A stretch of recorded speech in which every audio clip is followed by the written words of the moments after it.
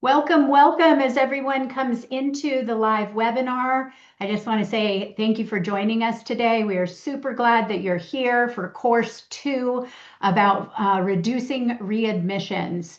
Before we begin, feel free, drop your information in the Q&A feature. We want to know where you're joining us from, what your role is, your clinical role or your non-clinical role. We want to know, and we love to see those names. So please drop your information into the Q&A feature.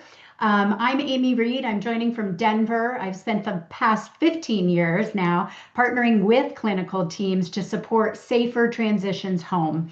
So I'll be facilitating today, and Erin and our guest speaker, Sandy, will be joining us live from our adapted show home in Denver.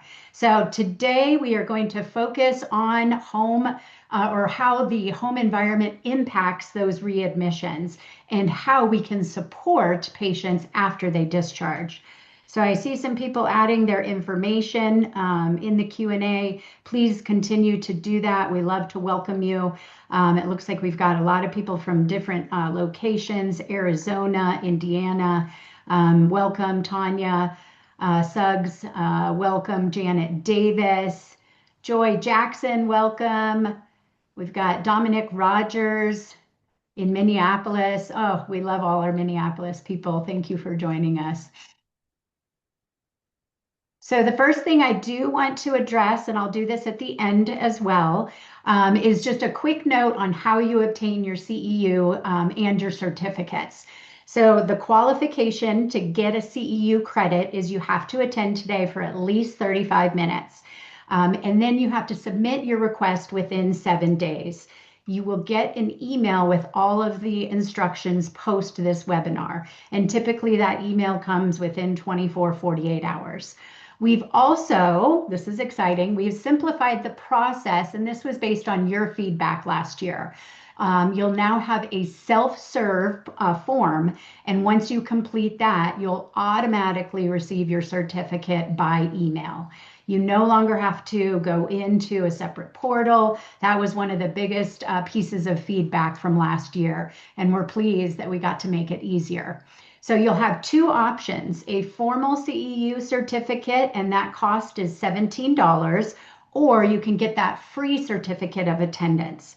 We introduced the $17 fee simply to cover our hard accreditation costs. That is the only purpose of the charge. And we're pleased to offer education because we believe that continuing education should remain accessible to everyone. Again, I'll go over this information if you're just joining us and missed it at the end of the webinar. So this is where I like to start when we're talking about readmissions. Safe discharge, number 1, does not end at the hospital door. You're doing the work to get the patients clinically ready. Medications are going to be managed, therapy goals even set. But what we don't always see is that home environment that they're going back to. And that really is the gap we're talking about today.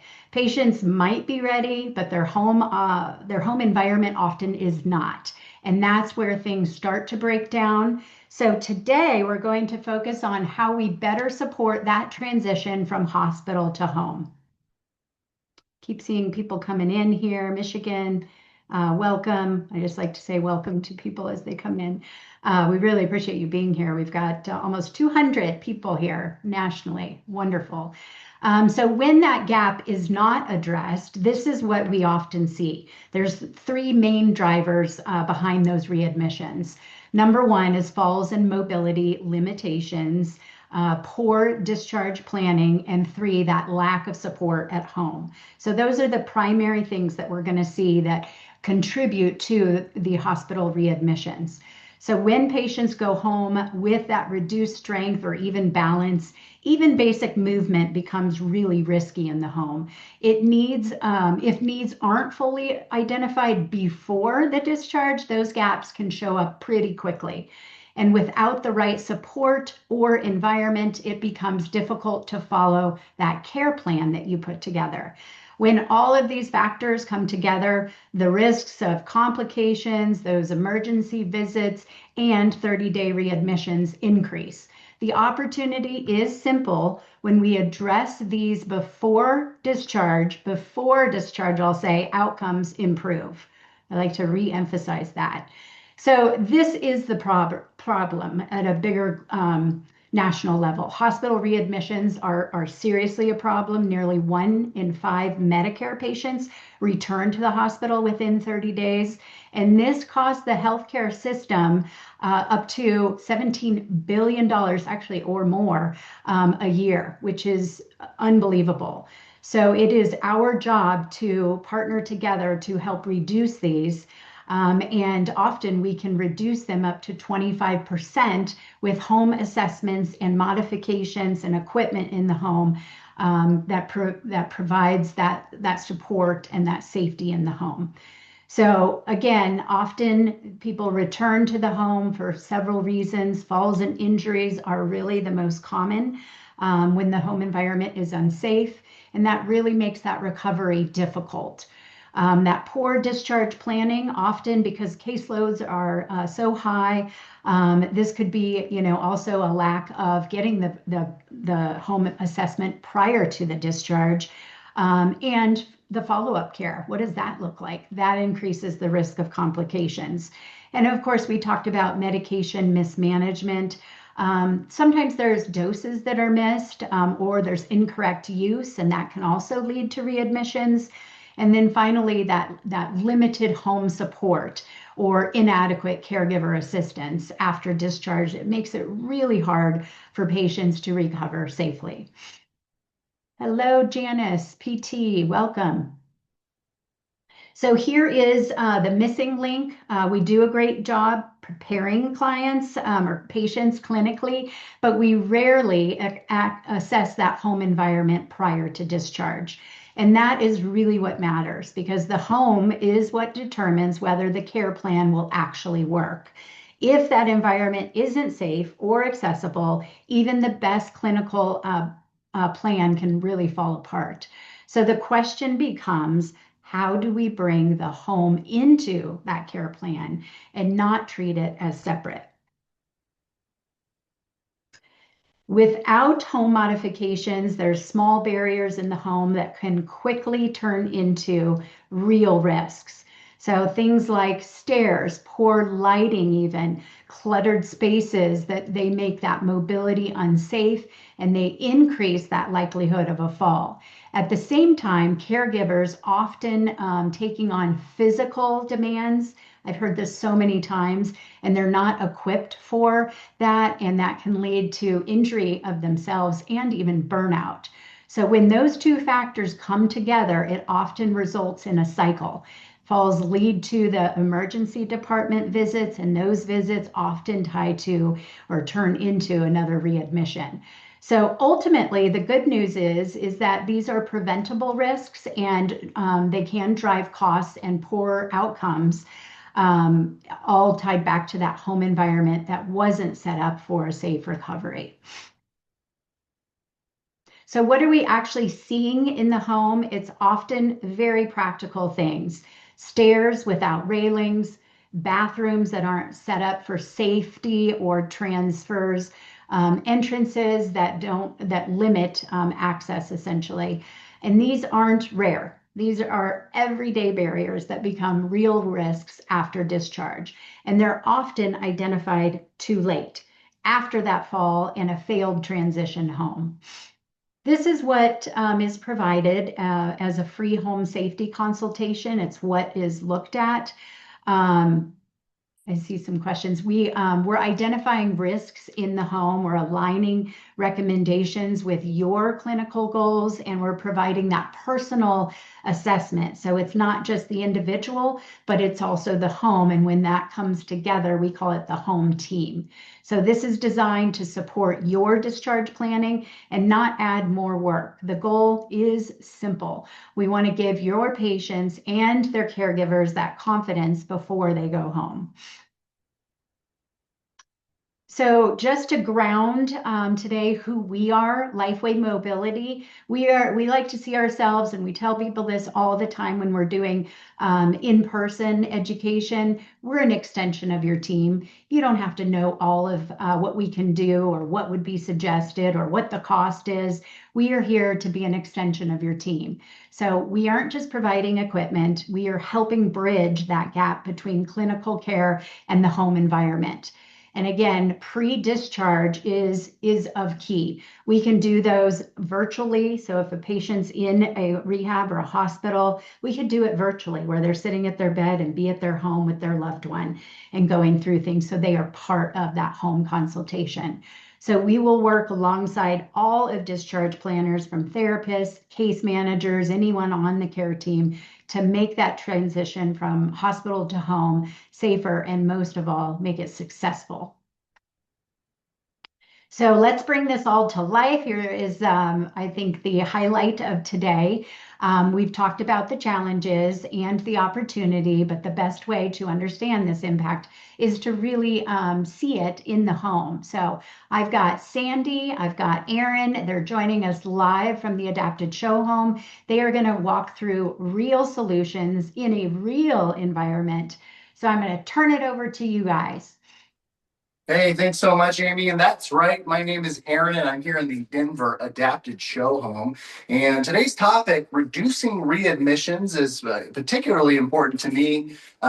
Just having a number of clients that the number one thing they stress when they're getting out of rehab is that they do not want to go back to there. They do not want to have to redo that process, redo much of that hard work. And a lot of times we can prevent so much of those re-injuries by having a strategy in place prior to discharge, to Amy's point.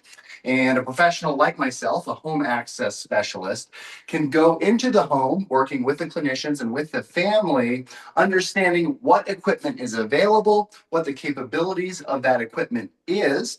And in working with the family and the healthcare professionals, we can identify the exact right placement and the use of that equipment for that individual person, really pairing each individual person with the individual living space with the right equipment. And so to start, I think Sandy and myself, and Sandy with Healthcraft, a healthcare educator, she's going to be phenomenal on this webinar today as we explore how these grab bars work, specifically grab bars, and how we can utilize the different versions of these grab bars to really create a safe, functional, and in many ways, beautiful living environment. So to start, we all know and love sort of our basic grab bars. So we've got these grab bars here. These are 18-inch grab bars. Grab bars like this, you've seen many places, oftentimes public restrooms, things like that, but these can certainly be utilized within the home. These grab bars will come in various sizes, everything to from about 12 inches up to 36 inches, even longer than that in some cases. And again, coming in multiple finishes to sort of match the bathroom, to sort of blend in, but nothing blends in better, I would say, than what we might call an integrated grab bar or a dual use grab bar, a version of which I've got sitting here next to this toilet. And this is a grab bar, but it's also a toilet paper holder. This is what I mean when I say integrated or dual use. So many times we go into a home and it's apparent that the person living in that house has been using things like toilet paper holders or towel holders as points of contact to hold and lift themselves up. And we can tell they've been doing that because they might be ripped off the wall. They might be significant damage to the drywall where they've been wrenching on that item that is not made, not built for that kind of support. So come along with me this way. And hopefully I can get Sandy on. Sandy, we have in our display here something pretty cool. We have an integrated towel holder grab bar. I'm just going to throw that towel off of there in conjunction with this shampoo holder, which is also an integrated grab bar. You can see that there holding our favorite whole blends by Garnier. Everybody loves that. So Sandy, we've got this set up this way. I've got one right next to my shower entry, and I've got this one just on the corner of my shower wall. Why might it be important for me to do both these integrated grab bars rather than just one? Great question, Aaron. I had the opportunity to work as an occupational therapist for 36 years, and 16 of those was in homes. So I got to see exactly how people moved getting in and out of their shower. And I think for many years we thought one grab bar at the transition in between the outside and inside of the shower, that one grab bar was really sufficient. But what I've learned working for Healthcraft and reading about fall prevention is that we really need two hands of support. So in the construction world, the manufacturing world, there's something called three-point contact rule. And I think we need to adopt that as healthcare professionals, thinking that when one foot is off the ground, we actually need two hands of support for our bodies to control the movement. So having something outside and inside the shower allows you to put two hands securely as you take one foot and step into the shower. So can you demonstrate that for us? Oh, that's awesome, Sandy. That's exactly right. So the reason we have this set up is just for that, so we can maintain those 3 points of contact. So when I'm stepping into my shower here, I'm going to be holding on to my integrated towel grab bar. I'm going to be holding on to my shampoo holder grab bar. Then I'm lifting a leg. When I lift my right leg here, I still have 3 points of contact. I've got my left hand on the towel grab bar outside the shower. I have my right hand inside the shower holding onto the integrated shampoo grab bar. And then I've got my left foot here still outside the shower. As I take my step over the threshold, and now I'm putting weight on my right leg, I still have that 3 points of contact as I'm lifting up my left leg, and now I'm in the shower. Is that kind of what you were talking about there with the 3 points of contact, Sandy? Exactly. And the way you demonstrated it really showed the stability that you had while using two hands of support. Try it again with just one hand on the outside grab bar and just see how that goes. Sure, yeah, absolutely. So if I've got one hand here and I just have one hand free, I'm not grabbing on anything, and then I'm lifting my right leg over, I'm immediately sort of falling to my right leg. I'm lifting and sort of falling to my right leg. Now, as I'm lifting my left leg, I'm really pulling on this grab bar outside the shower as I'm pivoting around on my right leg to get my left leg down and in the shower pan. When I'm holding two, it really feels like I'm not doing as much work and I'm not leaning as hard nearly at all as I'm stepping over that shower threshold. It really does feel like I have much more control, much more balance, and I'm able to sort of adjust my body position and my body weight between my two hands and my foot that are always making contact. The difference is profound. As I'm lifting my right leg and stepping into the shower pan by holding onto this grab bar outside the shower with my left hand, I really do feel as though now I'm kind of falling towards my right leg. And to me, that sounds like a recipe for somebody who's having a balance issue or is just coming out of some sort of knee issue, a real chance for some sort of something bad to happen at that point. So those 3 points of contact feel much more stable than just having the one, certainly. And I would totally agree with you. And I think the thing I would add, you mentioned a few minutes ago that we all know and love those straight grab bars. I would have to say that most of our clients don't love them as much as we do because we have safety in mind. So that is why Healthcraft actually devised the 7 different accessories that were grab bars. We call them two-in-one accessories because then people can put the right accessory in the right place in their own home. And with all the different finishes, they actually feel as though it's just a part of their bathroom now.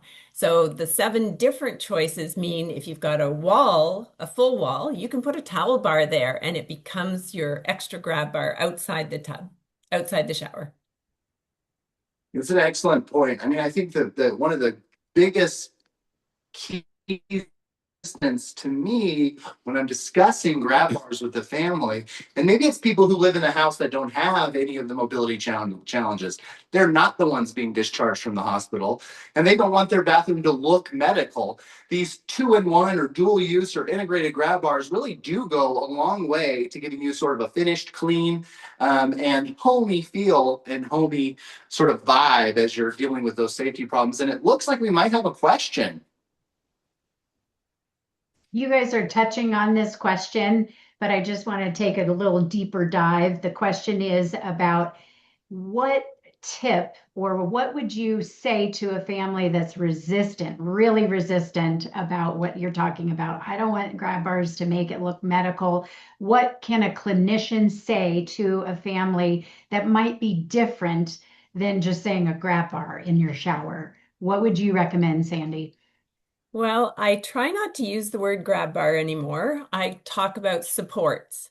And as much as people don't think about balance issues, to even describe how if you stand on one leg and close your eyes, see what effect that has on your balance, so that our balance is precarious, whether it's a pickleball injury, whether it's a football injury, baseball, whatever it is, every person can have a time in their life, in their moments, where they actually need better support as they go about their daily tasks. So I try and talk about it as support, where they lean or touch already, and how do we add something that adds more security to that?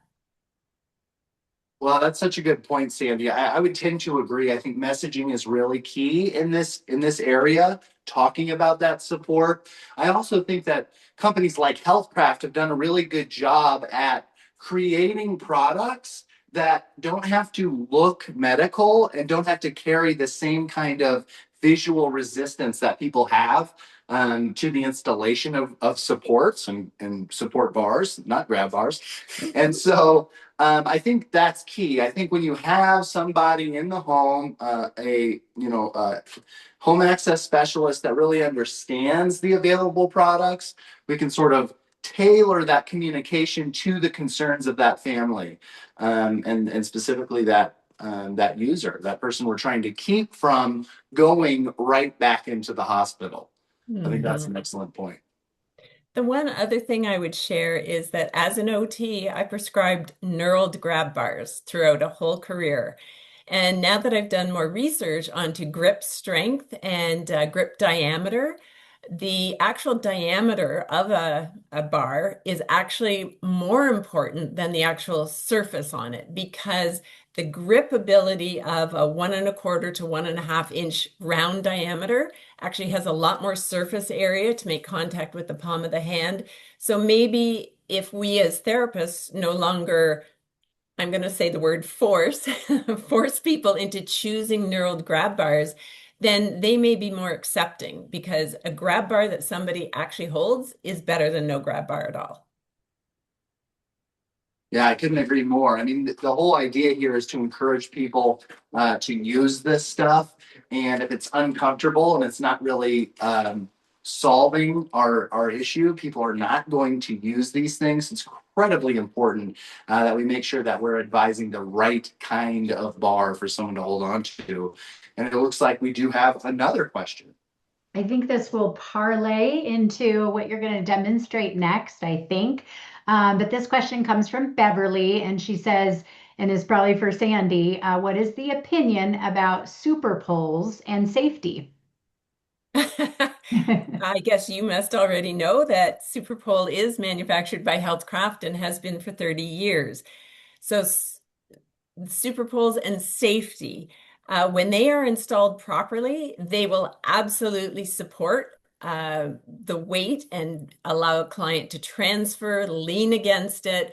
We're actually going to be demonstrating the Superpole just in a few moments. So I would say, let's wait until we talk about how it can be used properly and safely, and then I'll further answer that question. You know what, Sandy? I'm so excited about a super poll. I think we should talk about it right just now. So I'm standing here in front of our installed super poll here in our adapted showroom. And a question that we get so often is there's points in the home all over the house that we like to use that may not have a convenient wall placement in order to install a grab bar. And I think that is the place where super poles can be super effective. And so we've got one set up here with this little horizontal rail. Can you kind of tell me what I'm looking at here, Sandy? Yeah, so that product in front of you is the Super Pole with Super Bar. And now that we've talked about the 2 points of hand contact that you need for grab bars, this should demonstrate the 2 points of hand contact that you have with a super pole. So your right hand could be up on the vertical pole, left hand along the horizontal bar, and what you've got is actually a wide base of support. That pole can be installed almost anywhere. And it isn't installed quite in the right spot for the bed. So we'll just kind of make do here because typically it's where you're getting in and out of bed. So it's not typically at the foot of the bed. So normally it would be closer to the head of the bed so that it doesn't obstruct getting in and out. So if you can imagine, if everybody could imagine that it sits out maybe about 12 inches from the bed, giving you enough space. And what I'll ask you to do, Erin, is try to move normally and do it very slowly. So what you'll do is you'll get weight onto your feet. And what you need to do to get weight onto the feet is lean forward. So that's why there would always be about 12 inches between the bed and the pole. So you lean forward. If you're going to try that right now, I'll stop talking in just a sec so people can see you. You'll get up and just have 1 inch gap between your bottom and the bed. So you go ahead. All right, so I'm just sitting on the bed here, as is usual, and I'm just gonna try to lean forward and keep 1 inch from my bottom to the bed. So here I go. Okay, I'm up about 1 inch right now, and it's pretty uncomfortable, quite honestly, and I don't feel that stable, really. Just kind of maintaining this 1 inch, sort of a strange exercise for me, I suppose.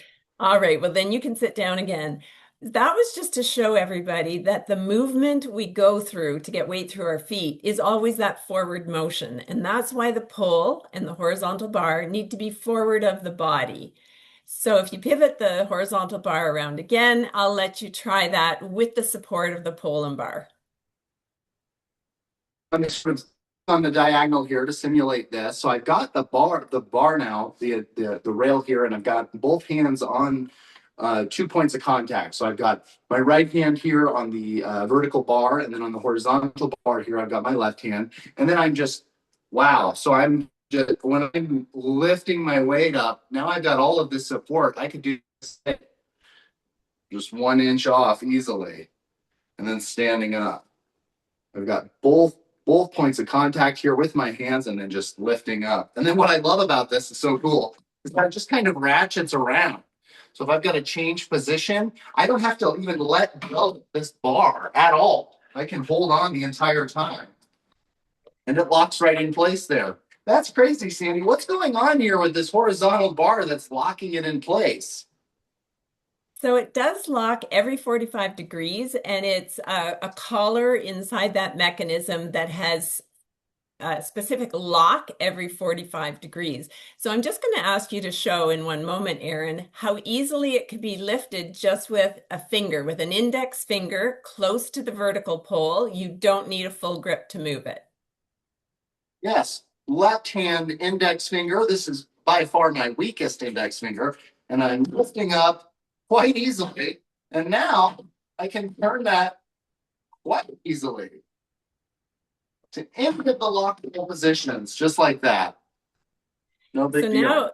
Now if you could show that you can lift it even with a forearm or the back of a hand. So if somebody doesn't have a full grip, they could move it that way too.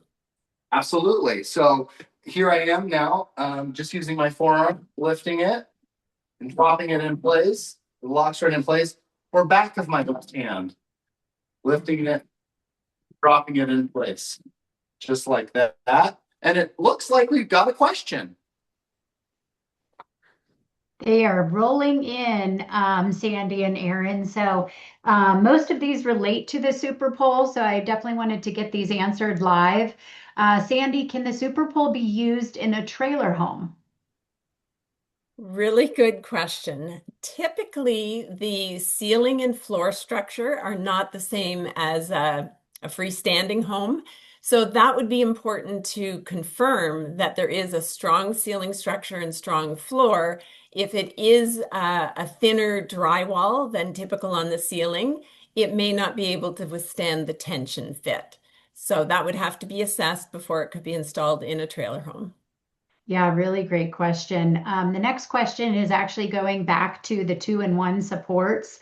And that question is from Ruth. What are the cost ranges for those support bars and or similar ones like the shampoo one that you showed?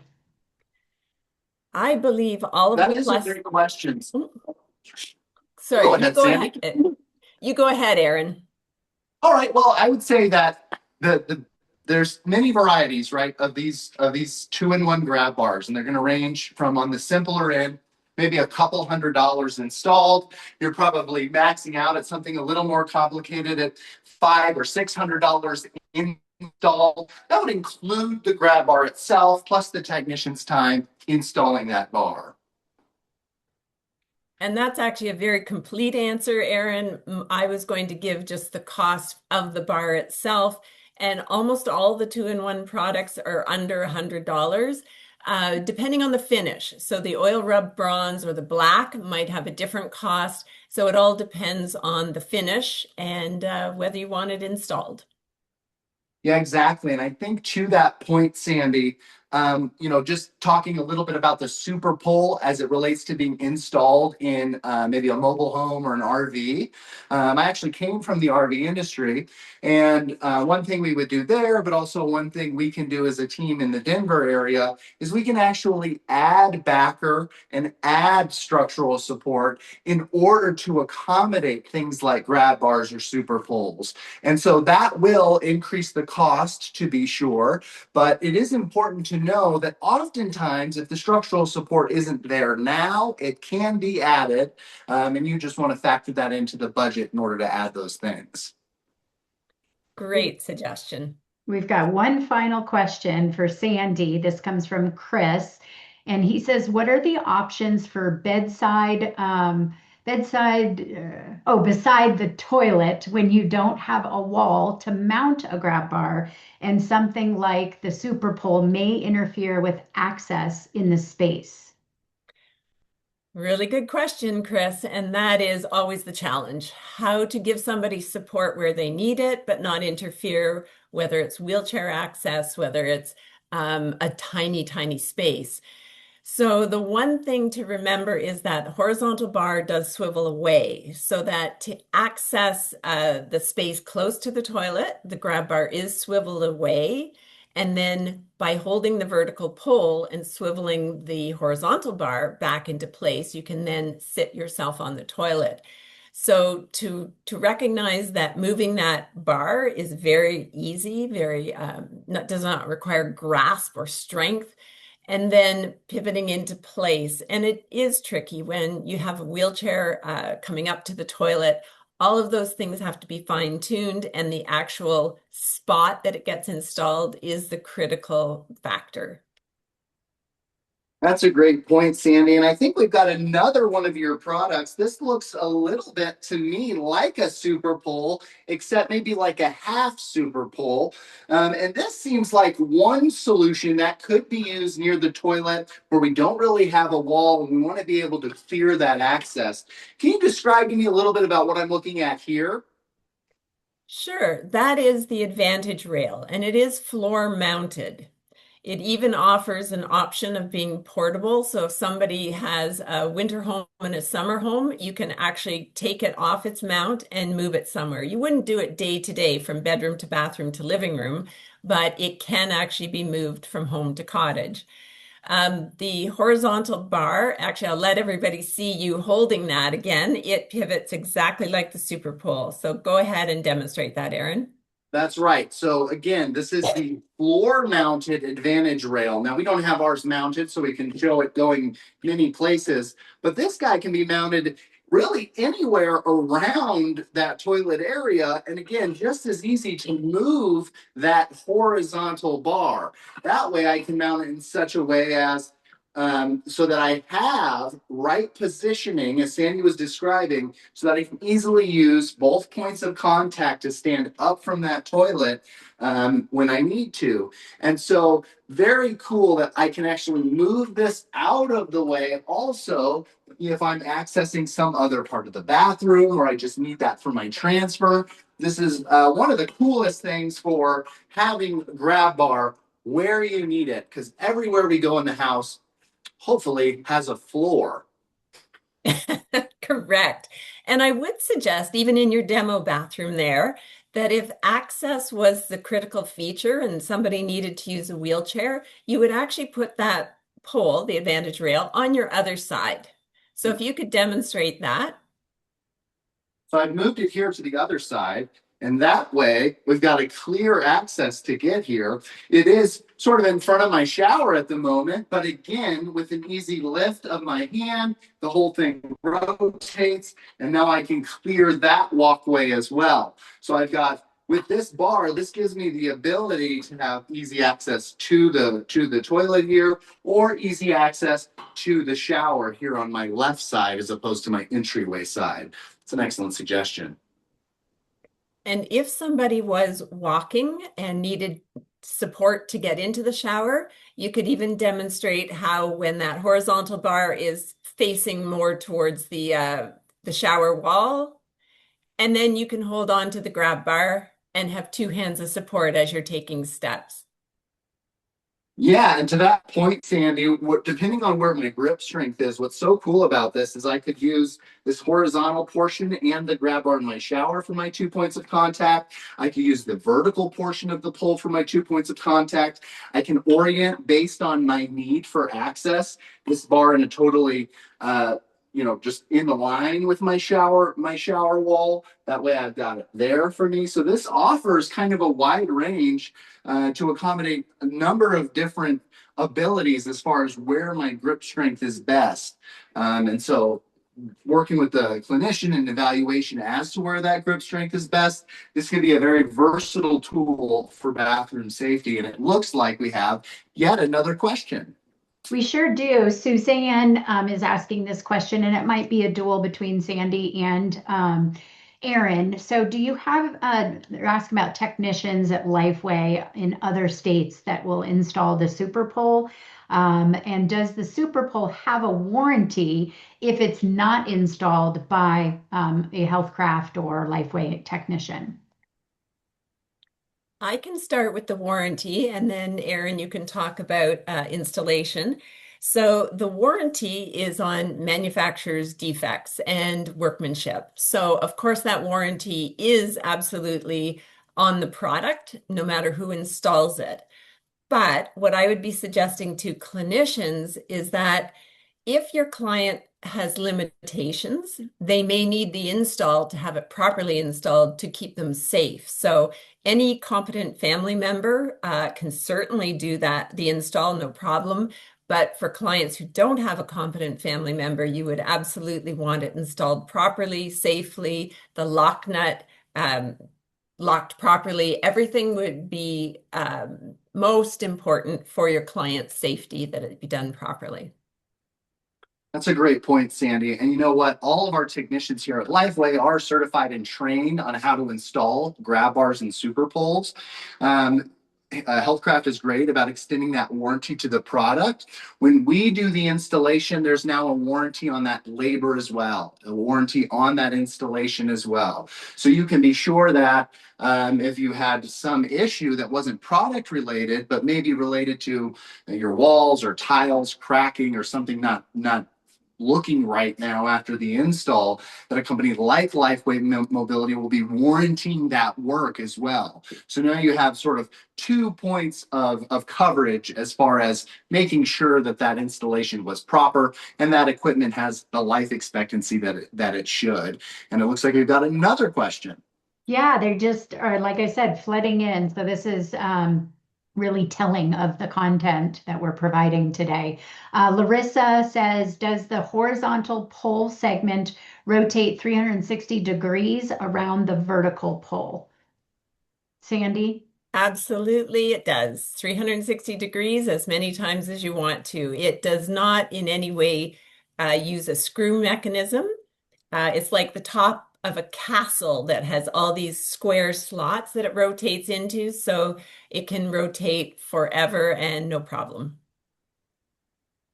Yeah, Sandy. So here's a good example of that rotating all the way around. And this would be true of the floor mounted version as well, but all the way around. And if I keep it lifted up, I mean, I can quickly go anywhere I want. And because it's not a screw mechanism, I'm not loosening anything. I'm not unscrewing anything by turning this 360 degrees. It's just going to lock in place when I allow that weight to drop down and lock in place for me. Got a couple more questions here. Since we're on the super poll, I'll ask that question, but the next question is about the rails that we're going to talk about in the bathroom here in a minute. So Nicole asked, can you adjust the height of the horizontal pole? Sandy? For the super pole, absolutely. It has a very large range. What I want to caution everybody about is that the height, you don't want it to be so high that it's like a monkey bar where people can hoist themselves up, or a chin up bar. I have had dealers ask about why we put the gray closed cell foam so low on the vertical pole. And what I recognized is they were tending to put that horizontal bar too high. So really assess the client, how they go through normal movement. And as long as that pole is far enough away from them, that pole can be at the 33 to 36 inch range, like a walker handle height, a cane handle height. It doesn't have to be high enough for them to do a chin up. So yes, it has a very large range of adjustment. Wonderful. So let's transition into the bathroom, Erin. This question is about, is there a fold up, or the bathroom, the usable bathroom, I should say, is there a fold up grab bar option for the next to the toilet? Oh, baby, that's a good question. You know there is, girlfriend. Let's go take a look at it. So we're going here into the bathroom. This one works, but we won't show that. So here on the toilet, I've got actually two PT rails, and these are just phenomenal solutions. Again, going back to that question where we talked about the floor mounted grab bar there, these also do not require a wall on either side of me. As a matter of fact, these guys will lift up out of the way. They'll give me sort of a clear area in front of me. Transfer or something like that, I can absolutely do that. And what's so cool about these is that they're just designed to kind of hang out wherever I need them. I just pull them down, and they just kind of set wherever I need them. So I can pull them down to the position I need them when I'm ready to have them. And there's a couple cool features of this. Sandy, what are some of the great things about these PT grab bars that I'm sitting in betwixt? Well, I know people won't see the bars while I'm talking, so I'll explain first and then you can demonstrate. So the PT rails are offset. The two rails are not one above the other. And the reason for that is you actually can hold the bottom rail without impinging on your wrist or forearm, so that it gives you two true heights to hold on to or push up from. That is not going to impact your hand and wrist. So I'll let you demonstrate that, Erin. That's exactly right. So Sandy is talking about the two bars, and she's talking about that on a single PT rail. We have this upper bar and this lower bar, and what you'll notice is that they're not parallel stacked. Instead, they are offset. So when I want to put my hand on this lower bar, I'm not bending my wrists in an uncomfortable way to do so. Instead, I have sort of free movement when I'm grabbing that. Or, of course, I can use the option of the upper bar, the taller bar, and use that as well. So that's what we mean by being offset. And that just a little detail that makes such a big difference. And so many of these things work that way. I mean, you can really tell the way these are designed that the people designing it sort of understand what we're doing when we're trying to get off of the toilet and using this lower bar and not crunching our wrists inward by grabbing and gripping this lower bar. I think that's what you're talking about, Sandy, but you can correct me if I'm crazy. No, that's exactly right. And the one feature, I don't know that even you and I have talked about this, Aaron, is that the paint that the is used on the PT rails is an antimicrobial paint. And when I heard that, I thought, yeah, but how long does that really last? Well, what I've learned is that the way that paint is manufactured, it actually repels 98% of bacteria within 2 hours. So being next to a toilet and of course all the bacteria within a bathroom, it's actually a really useful coating, and it's up to 6 years that it does maintain it does its work. So I was really impressed when I did discover all that. Yeah, I mean, that just goes to sort of the thought behind the design of so many of these things. The fact that the paint that I'm touching right now, as so long as it's been 2 hours, 98% of that bacteria and those viruses are going to be away and off of the grab bar. That's killer. Such a cool and unique thing to talk about these PT rails, and it looks like we've got another question. Yeah, I just wanted to grab your attention, both Sandy and Aaron. We have about 5 minutes of the demo part left. So I wanted to give you the opportunity to, especially Sandy, since you're our guest speaker, is there anything that you wanted to add in addition to what we've already demoed today?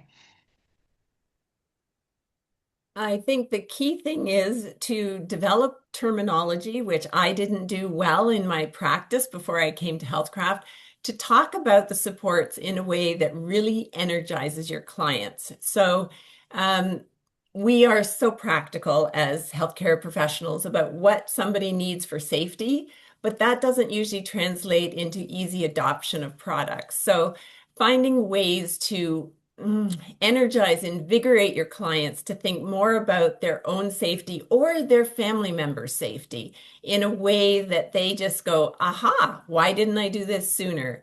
I think that's something we can add to our skill set that we may not have realized we needed to. Wonderful. Thank you, Sandy, for joining us today. And just a note, in our follow-up post webinar email, you will have access to all of Sandy's contact information. So you can reach out to her directly, and there will also be a link directly to the website. And I would highly recommend signing up for the newsletter as well. So Sandy, we'll see you again in a few months when we do this course again. Again, we really appreciate you.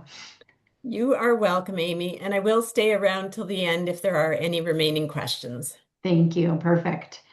So Aaron, you got a few minutes. You want to talk about something else?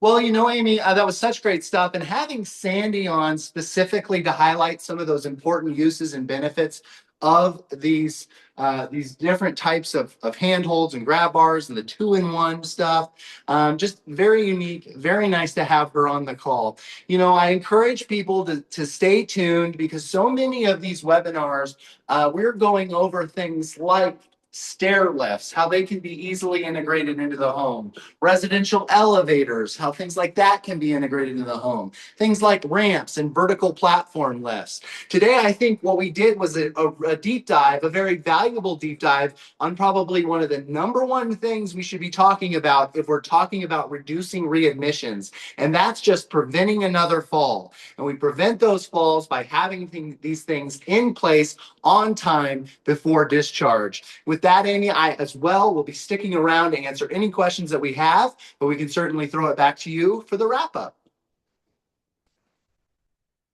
Thank you. Thank you. Well, definitely, I've got another question for Sandy at the end, so stay tuned for that.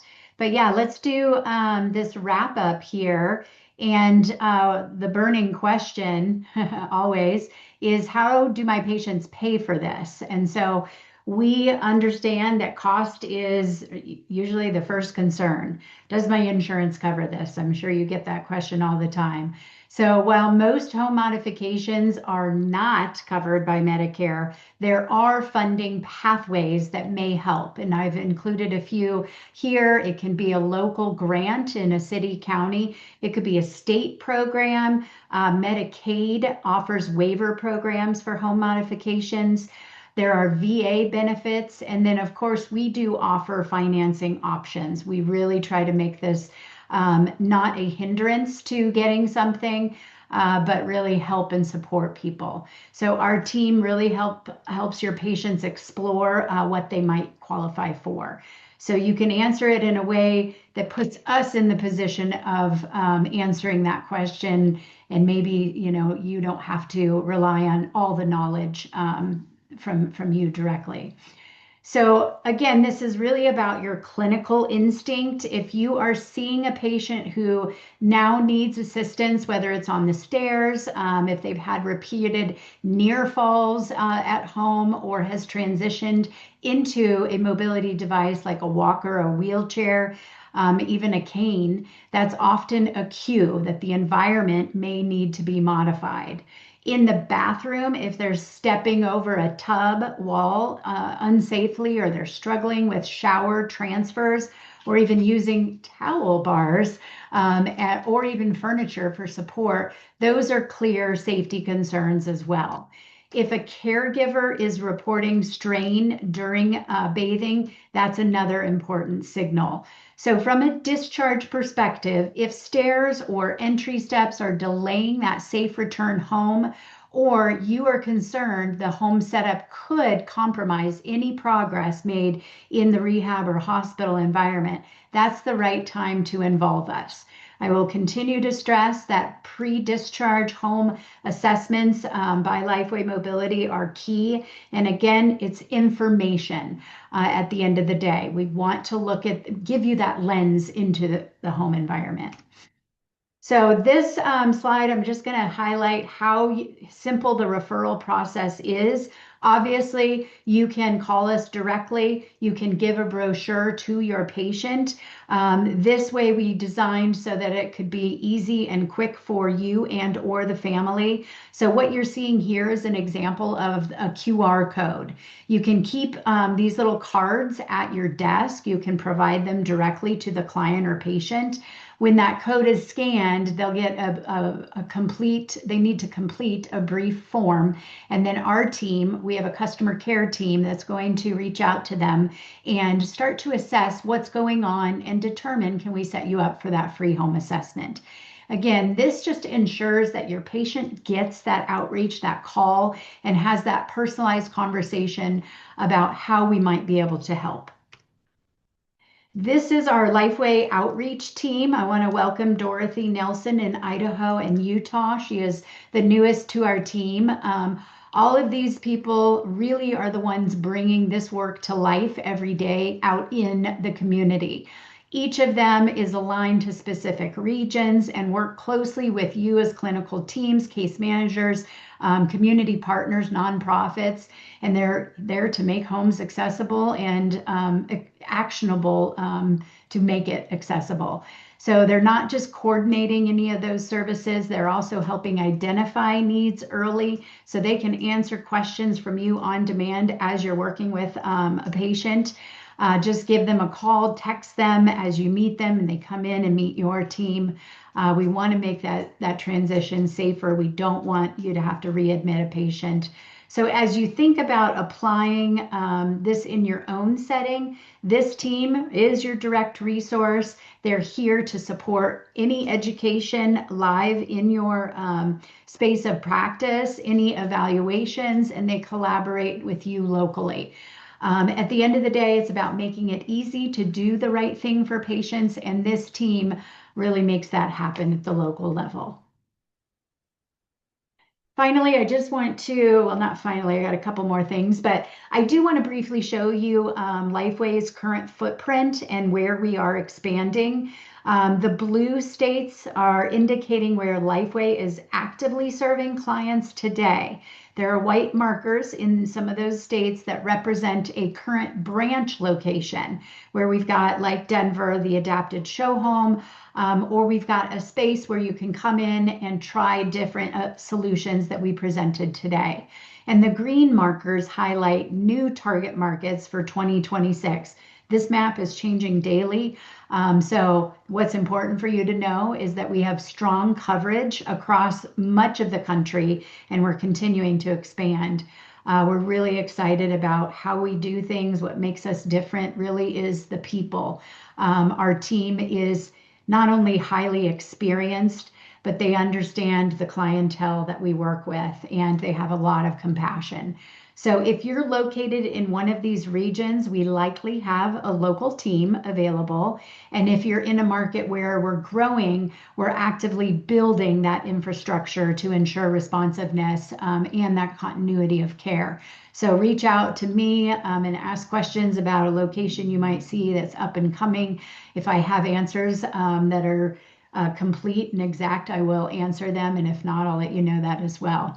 Amy, Yeah. I'm just going to interrupt. We do not see your screen. Yes, thank you. We haven't seen any of the maps or anything since you've started there. Oh, well, that's good to know. I'm so glad. Thank you. Oh, I didn't push the share button. I thought I did. Okay.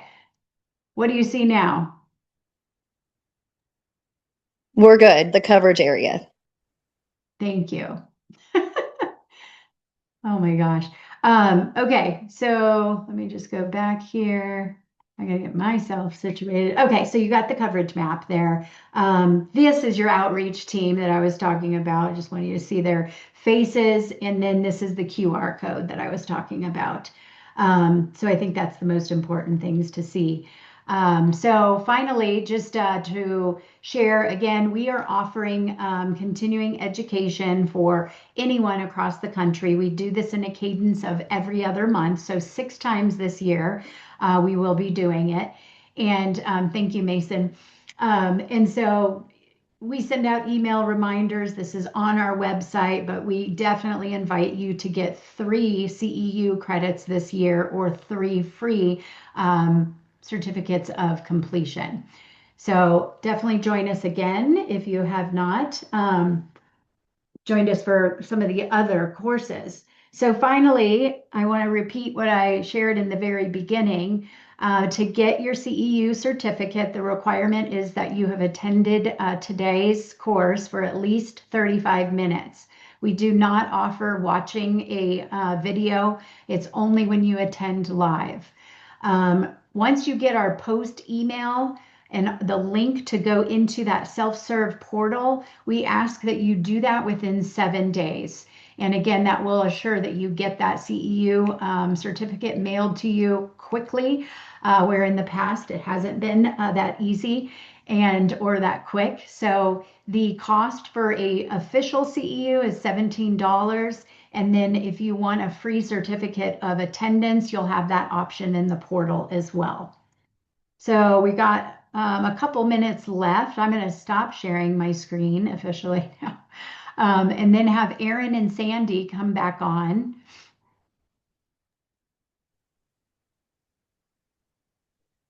There's Sandy. So I have this question. I think it was from Chris. He's had a lot of great questions today. And it is, what is required to install the PT rails? Can they be installed in regular stud walls? I will leave that to you, Aaron, and I'll just also remind everyone that there is a floor mast version as well. So go ahead, Aaron. There indeed is. And so we're going to take a little road trip here because there are a couple of ways to do this. So you could, if you were hitting like center mass of a stud, you could potentially install it that way, but that almost never works, right? So what we have in this bathroom, we actually installed a backer behind this wall. So we took the drywall out, we installed backer, re-drywall, repainted.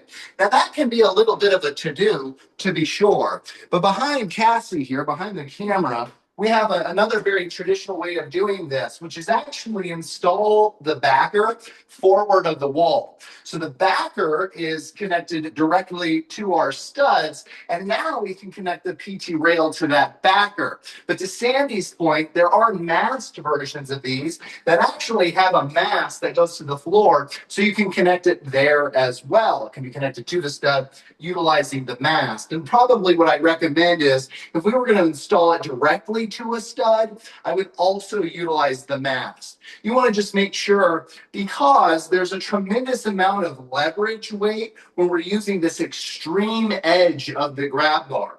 Now we have this huge leverage, which is putting a lot of pressure on this connection point of the wall. So in most cases, what I would recommend and how we would typically do it is either in the wall or forward of the wall backer if we're not going to use the mast. That sounds great, Aaron. Thank you. So we have officially ended the webinar, and I just want to open it up for anyone that is remaining on here for additional questions. We can stay on for maybe a few more minutes. Aaron may have a client that he needs to go and do an assessment for. So we want to limit that time a little bit, but you've got the professionals here, the educators. Please go ahead and drop any more questions into that Q&A feature.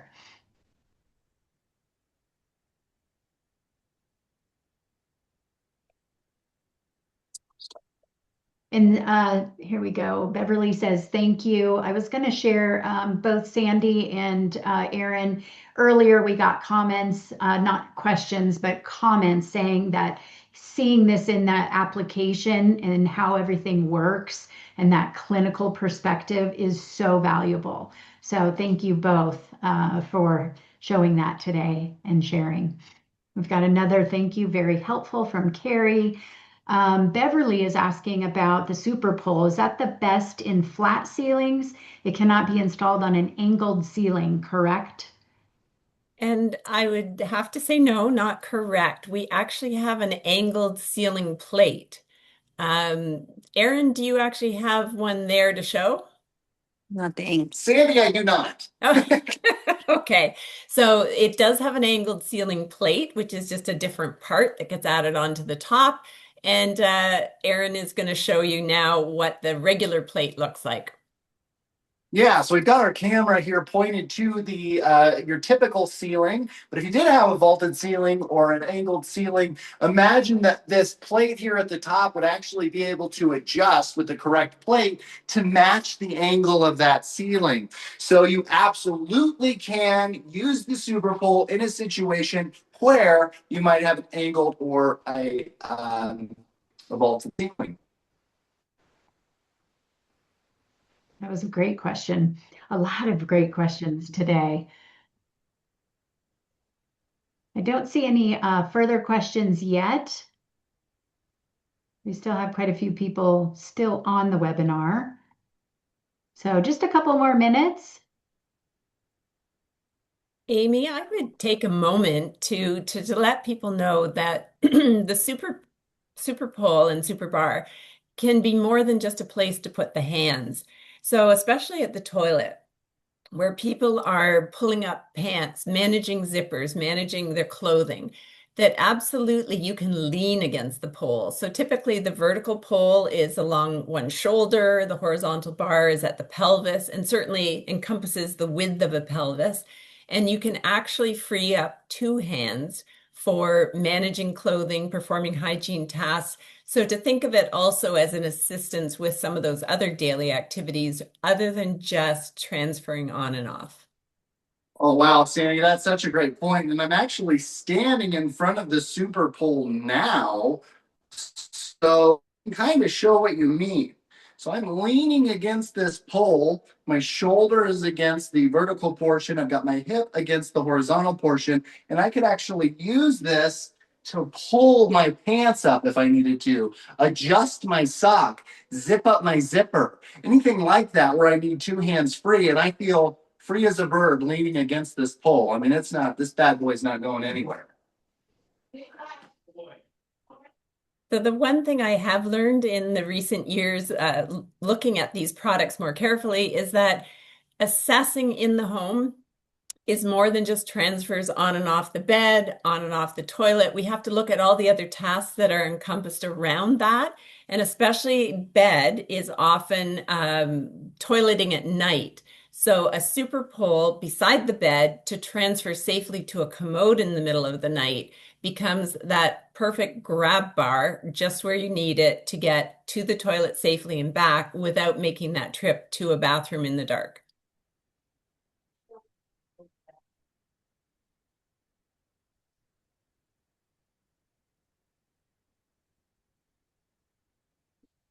All righty. I'm just looking for any more final questions, and I don't see any. So I think, oh wait, here we go. We do have one.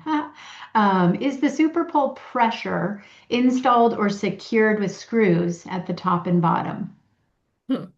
Another great question. It is pressure mounted. So at the very bottom is a jack screw, which is just this big, heavy screw mechanism that puts pressure between floor and ceiling. And then there is a lock nut to help prevent that from shifting. There are holes in our ceiling plate to allow somebody to screw it in. And the times where that becomes important is if a power wheelchair or scooter is being used, that the pole could accidentally be bumped in the transfer on and off a power device.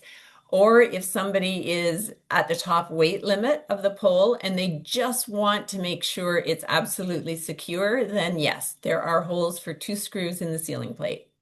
Sandy, great answer. And I can actually display some of that. So here, if I lift up this bottom plate, you can see that jack screw, which is what we're using to pressurize the pole from the floor to ceiling with that lock nut there. So very adjustable, but that's the screw there that we're screwing on. And if we look up the pole, you'll notice that here in the show home, we have actually utilized the screw holes to secure that there. A lot of employees or whatnot might be wrenching it on these pretty hard, and we just wanted to make sure here that there was no chance of moving around. But certainly it's that pressure that is fundamental to the installation of these super poles, and then you can use those screw holes at the top to really secure it in there. And Aaron, while you're there, I just wanted to mention that the jack screw is very intentionally at the bottom of the super pole. There are other poles where that jack screw is right about where your hand is. And the jack screw is covered with a very loose plastic sleeve. And if that is right where you want to put your hand, that won't give you the stability you're looking for. So the jack screw is definitely at the bottom for a reason. Yeah, most certainly, as opposed to being able to hold on to the actual intended grab hole of the super pole here, a lot different feel.